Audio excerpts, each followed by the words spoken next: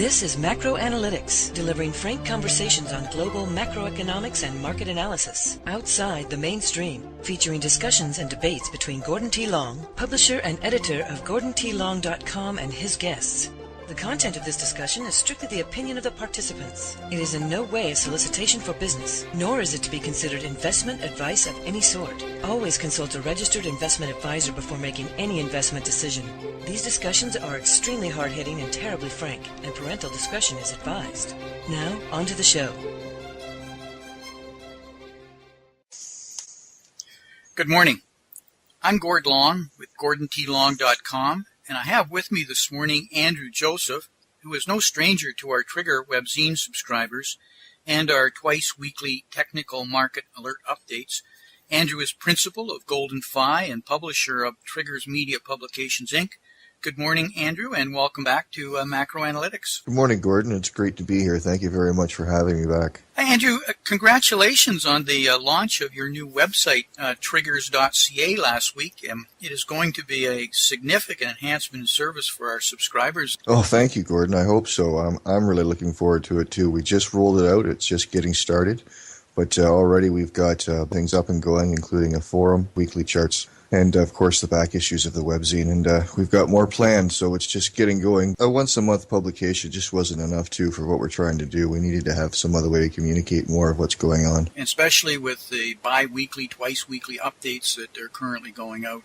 The graphic you see on your screen shows the overall filtering and analysis process we go through at GordonTLong.com, which culminates for traders and active position investors in the Triggers service. This is the relationship we have with Triggers as one of the 5 services. Comments on that, Andrew? Yeah, every month you put out at least 400 pages, plus all the video and audio and information that you're doing. It's just amazing work. I try and take that and put it into about 40 pages so that anybody can read it, an understanding of what some of these professional traders and investment advisors are using. And we provide what we believe are the drivers and the triggers for the market at that time. And hopefully they provide some assistance when they're going through their own, people's own due diligence. Andrew, before we begin, I need to quickly take care of some mechanics. We have slides to guide our conversation this morning, and I would ask our listeners to open the slides to full screen viewing. You need to open the slides to full screen viewing to properly see the detail we'll be discussing, whether on SlideShare or our newly released YouTube channel. Both have an icon in the bottom right corner that by clicking it, it will open the slides to full screen viewing. There is a box below your viewing screen on both services where you can make comments or ask questions. We value your feedback and the questions. Our research framework generates various roadmaps and scenarios. Some of these you may have seen in discussions we've had with our guests over the last couple months. These macroeconomic roadmaps we continue to integrate with our analytics research efforts. Our analytics approach is very detailed and thorough. It's an integration of fundamental analysis with risk analysis with technical analysis. And what we hope to accomplish in our monthly analytics discussions is to share with you some of the highlight messages of our work and to tie it together with the messages we are hearing from our guest experts. Our guest experts have a proven track record of identifying central economic issues before others do. This is why they were selected and how I am selecting and asking others to join us on an ongoing basis. Issues that affect investment strategies and trading decisions. We hope on a regular basis to share with you the integration of their thinking in a very crisp and clear manner. This month we covered over 256 slides during the 4.5 hours of tape analysis and discussion with these experts. And as you can see on the left, the subjects were all front and center to the current macroeconomic situation. Our guests suggested that our current higher level tipping point risk areas are still very valid. One, the European sovereign debt situation and banking crisis is a long way from being over. As a matter of fact, it is clearly still in the early innings and getting worse rapidly. We are entering a transition period of shifting risk to an intermediate-term risk-off move. Talk about that more on our second and third session and just how long that transition period will be. Number 3, Japan's debt situation is much more serious than the media is presently focusing on. And 4, China is slowing much faster than analysts and earnings expectations currently reflect. Our abstraction framework also holds together pretty well. Our recent 4-part series with Ty Andros brought this home in spades on financial repression, shown on this schematic, as did John Rubino's observations on Europe, currency wars, and global imbalances. John Rubino's observations in reviewing the presentations by George Soros on the prognosis for Europe, Richard Coos on global balance sheet recession, and Joseph Stiglitz on globally failing mercantilism system highlighted a number of macro drivers. 1, the European experiment has failed in its current form, and we can expect the problems to get worse, which means a weakening Europe in the short term, intermediate, and likely longer term. Our discussions about Richard Coos' global balance sheet recession pointed out a second driver. Japan will soon follow Europe as a prime global concern because it has the largest debt to GDP in the world, both sovereign debt at 226% and total debt at 512%. This should mean a much weaker yen. However, what it actually means in the short term is a very volatile yen. Volatile yen, carry trade, and therefore volatile equity markets. The 3 sessions with Charles Hugh Smith on 1, generational cycles, 2, the U.S. housing market, and 3, the doomed middle class, brought home to me in very stark terms the crushing effect of shrinking real disposable income is having in America. Not real news, but the pace at which it's happening and frankly accelerating. It is significantly slowing the rate of real growth of consumption. The U.S. is a 71% consumption-driven economy. It's 25% of the global GDP.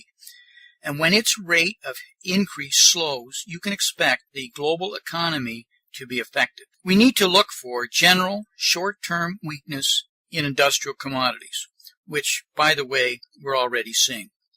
Charles Hugh Smith pointed out that we have broken critical support and are testing some very important technical relations. We see that in silver, we see it in gold, we see it in copper, and frankly across the entire industrial commodity complex. We're not seeing it in food and some of the soft side of it, but certainly in the hard ones. Commodities are true wealth.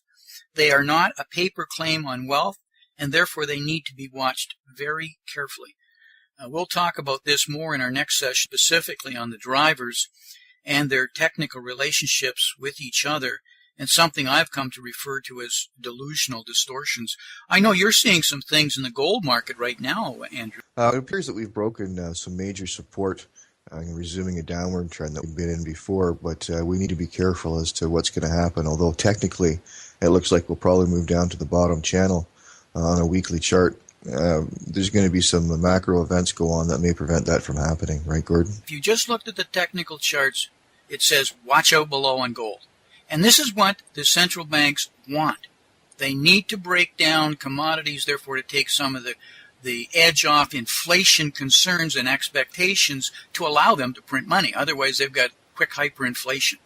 So they need this to break down. But the moment they signal they're printing, that will reverse, at least on precious metals.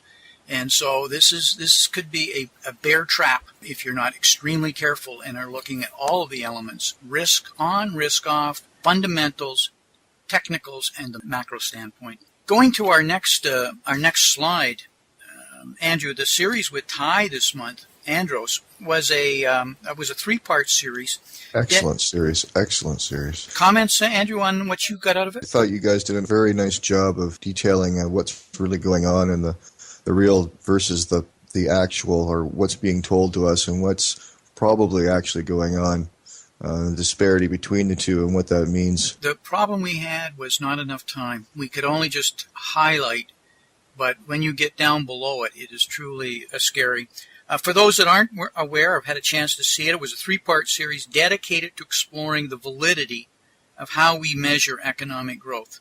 Growth which is presently measured by GDP, or gross domestic product. Andrew, about the best I can say about gross domestic product is that, in fact, it is gross. A gross distortion of economic growth. You and Ty make it very clear as to what's going on and what they're using to massage these numbers to get the perception that they were looking for. It has been manipulated and massaged so much that it is now completely disconnected from reality.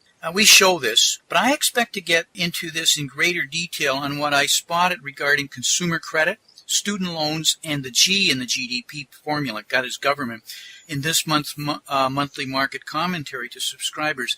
It truly is shocking. I just didn't want it to be out on a YouTube video to that degree in the public domain. Going to the next slide. So what does this all mean? We'll get into the technical charts and their relationships on our second session, but it clearly affirms our roadmap shown here.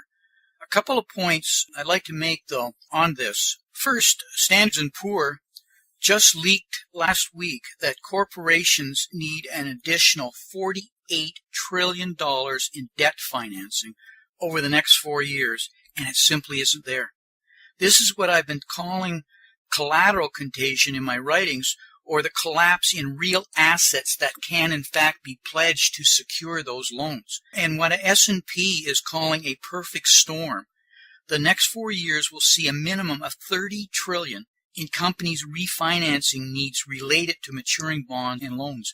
And further, they expect 13 to 16 trillion more in debt will be required to finance growth. With bond portfolios overstuffed with corporate debt, the rating agency is concerned that ongoing bank deleveraging, these huge debt refinancing requirements, and the diminishment of central banks and governments to do anything about it, leave serious problems with credit overhang so large. Critically, especially as we hear calls for growth plans from Europe, is the increasing likelihood that, I think it was Reuters reports, this will potentially influence corporate credit quality and alter this fragile equilibrium that currently exists in the global corporate credit landscape.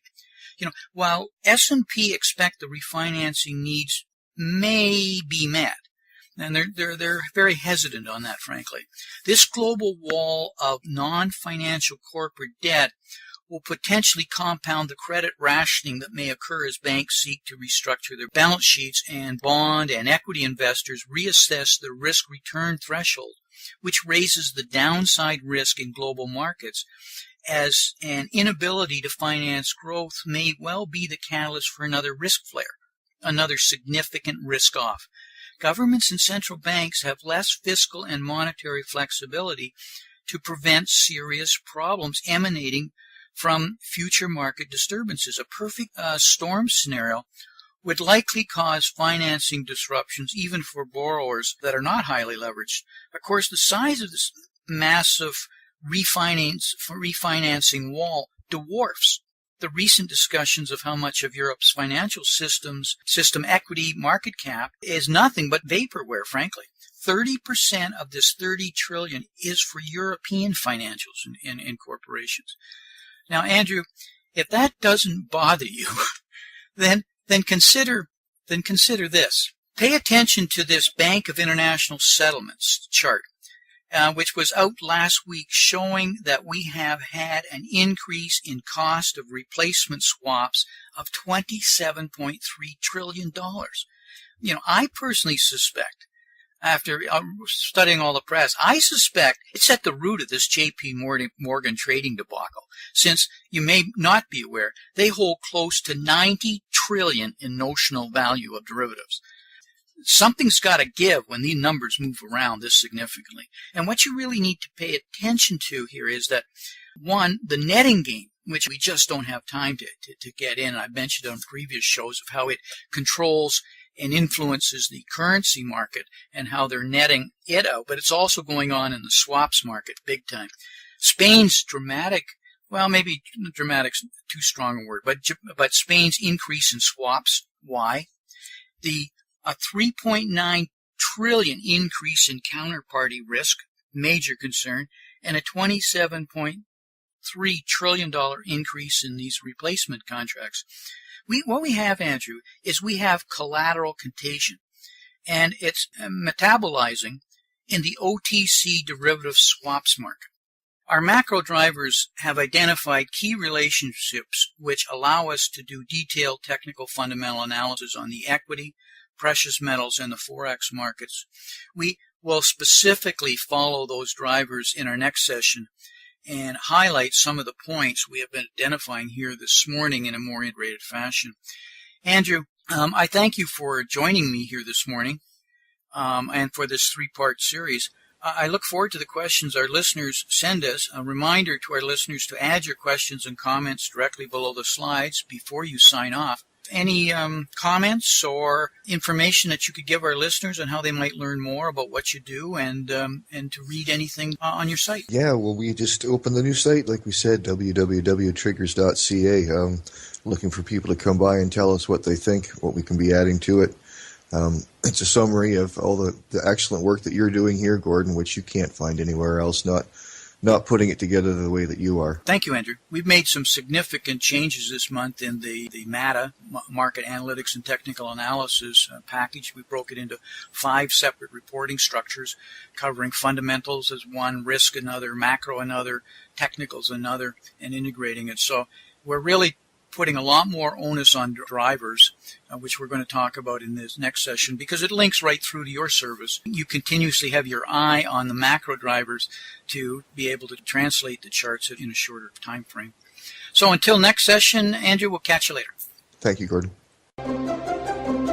This has been Gordon T. Long, editor and publisher of GordonTLong.com. New recordings are posted regularly and can be found at GordonTLong.com. New show notifications are available through RSS feed, iTunes, and other social networking venues at GordonTLong.com.